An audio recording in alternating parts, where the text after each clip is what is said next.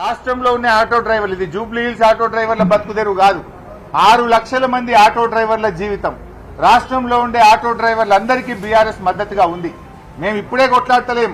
Assembly జరిగేటప్పుడు కూడా మేమందరం కాకి షర్ట్లు వేసుకొని అసెంబ్లీకి ఆటోలో పోయినాం. ఈ ప్రభుత్వాల మీద ఒత్తిడి పెంచే ప్రయత్నం చేసినాం. ఆ రోజు ఏ ఎలక్షన్ లేదు. ఆ అసెంబ్లీ అప్పుడు కూడా మేము పోయినాం, అసెంబ్లీలో కొట్లాడినాం. మేము అసెంబ్లీలో ఆటో డ్రైవర్ల కోసం ధర్నా చేసినాం, మా గలం వినిపించినాం. ఆటో డ్రైవర్ల పక్షాన బీఆర్ఎస్ పార్టీ నిలబడ్డది. నాడు కేసీఆర్ గారు ఆటో డ్రైవర్లకు క్వార్టర్లీ ట్యాక్స్ రద్దు చేసిండు. ఆటో డ్రైవర్లకు 5 లక్షల రూపాయల బీమా పథకాన్ని తెచ్చిండు. ఆటో డ్రైవర్లకు అన్ని రకాలుగా బీఆర్ఎస్ ప్రభుత్వం మంచిగా చూసుకున్నది. రేవంత్ రెడ్డి వచ్చినాక చేసిందేమీ లేదు, చెప్పుడు మాత్రం చాలా చెప్పిండు, ఉన్నాయి బంద్ పెట్టిండు.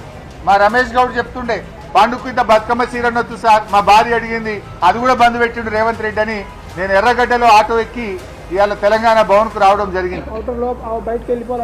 రాంగ మాట్లాడుతుంటే చెప్తా ఉన్నాడు మా రమేష్ గౌడ్, ఆటోలు బయటకు వెళ్ళిపోవాలి, సిటీలో ఆటో నడపద్దంటున్నారు, అన్ని ఇబ్బందులు. తన బాధ అంతా కూడా చెప్తా ఉన్నాడు. తన తండ్రి జనగాంలో గీత కార్మికుడు, కళ్ళు గీత కార్మికుడు. నా అమ్మ నాన్న ఊళ్ళో ఉంటారు, వాళ్ళకి 2000 పెన్షన్ కేసీఆర్ సార్ ఇచ్చిందే వస్తున్నది, 4000 ఇస్తానన్నాడు రేవంత్ రెడ్డి, ఇయ్యలే బాప అడుగుతుండు అంటున్నాడు. ఈ రకంగా అందరినీ మోసం చేసిండు.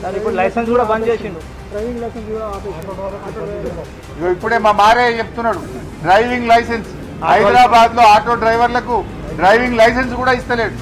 నౌకర్లు ఇవ్వపోతివి, స్వయం ఉపాధి పథకం లేదా, రాజీవ్ యువ వికాసం అంటివి, అది వికసించక ముందే వాడిపాయే. మరి స్వయం ఉపాధి పథకాలు లేవా, కనీసం ఇంత ఫైనాన్స్ లో ఆటో నిండా కొనుక్కొని బతుకుతామంటే లైసెన్స్ కూడా బంద్ చేస్తేవి, రిజిస్ట్రేషన్ కూడా బంద్ చేస్తేవి. పైగా మీదికెళ్ళి ఉన్నోళ్ళకేమో ఛాలెంజ్లు. ఇవన్నీ ఇప్పటికైనా మానుకొని తక్షణమే ఆటో కార్మికులకు బాకీ పడ్డ 24,000 రూపాయలు చెల్లించాలని బీఆర్ఎస్ డిమాండ్ చేస్తుంది.